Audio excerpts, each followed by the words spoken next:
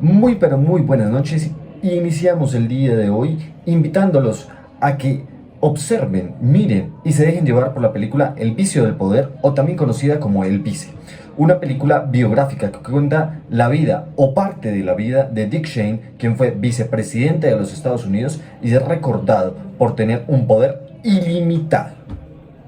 Pues bien, la película inicia con el catastrófico evento de las Torres Gemelas, donde se ve el gabinete en pleno tomando decisiones frente a cómo afrontar esta situación muy compleja para los Estados Unidos. Posteriormente empieza a mostrarnos la vida de Dick Cheney desde su juventud, donde es expulsado de la Universidad de Yale debido a que llevaba una vida bastante fiestera, bastante recochera, y se la pasaba tomando con sus amigos de plan en plan y no estaba enfocado en sus actividades. Allí conoce a su esposa y su esposa se convierte en parte fundamental debido a que ella es quien le da esa invitación para que tenga el primer paso al cambio de su vida. Y es allí donde posteriormente a que Dick sea retenido por un agente de policía por estar conduciendo bajo efectos del alcohol, y su esposa lo pone entre la espada y la pared y le dice que es necesario cambiar su vida, que es necesario que él empiece a afrontar con madurez el matrimonio que ellos tienen y que empiece a afrontar como un hombre su vida. Ahora bien, en este trasegar, Dick Cheney llega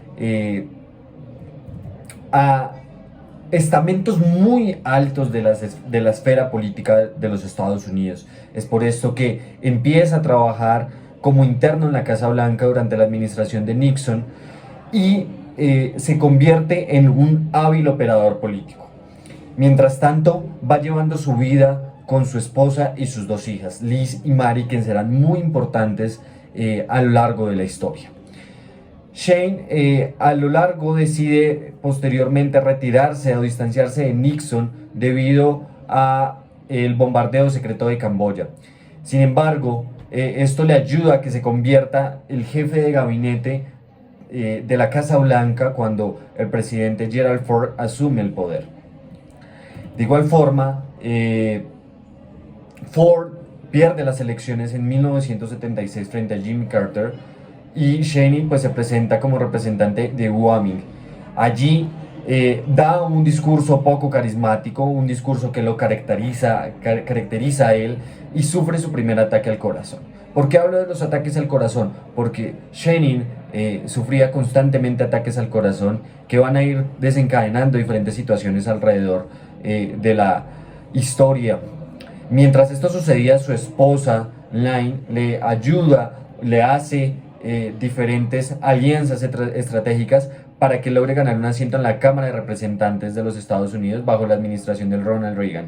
Cheney apoya una serie de políticas conservadoras y favorables a las empresas y a los más ricos de los Estados Unidos, lo cual favorece a las industrias de combustibles fósiles. Así también, después de esta gran escala, Shane y Line llegan a un acuerdo con su hija menor, Mary, la cual para ese entonces les manifiesta que es lesbiana, y por esa razón Shane decide no postularse a las elecciones presidenciales de los Estados Unidos. Mientras tanto, el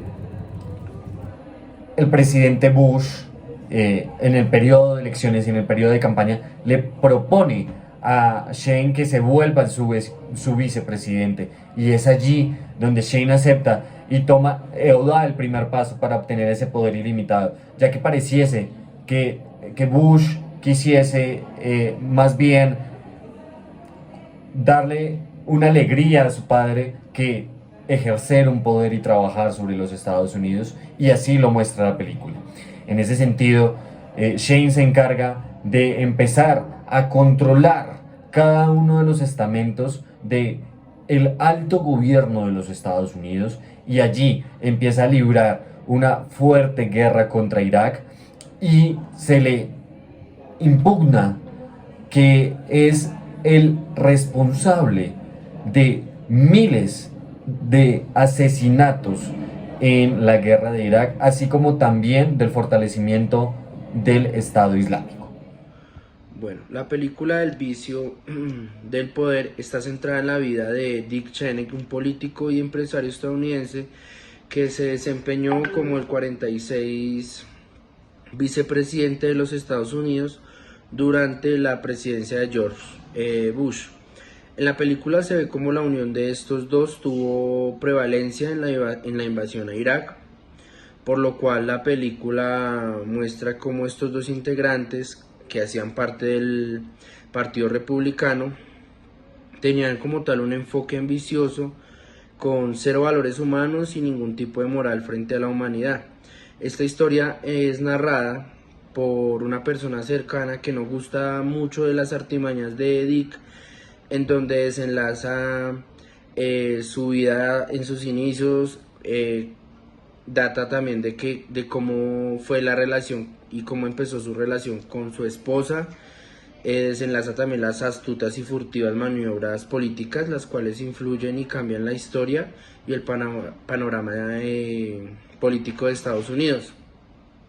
Con consecuencia de todo esto, a las siguientes décadas, Dick Cheney se deja ver como un personaje frente al terreno público, como un hombre hogareño y de pulcros valores.